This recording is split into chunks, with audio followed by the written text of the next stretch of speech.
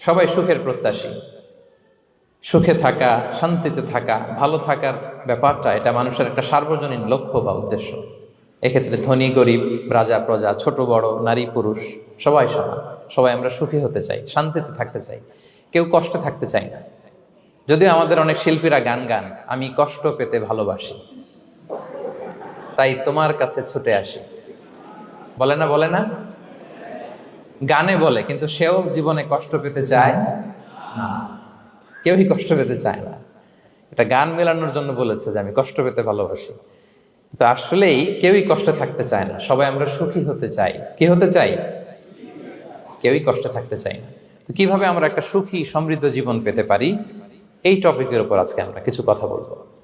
কোরআন আমাদেরকে কি গাইডলাইন দিয়েছে, ইসলাম আমাদেরকে কি জানিয়েছে, কিভাবে চললে আমরা এই পৃথিবীতে সুখী থাকতে পারি এবং জান্নাতেও আনন্দে থাকতে পারি, এটা জানার দরকার আছে না নাই? বলে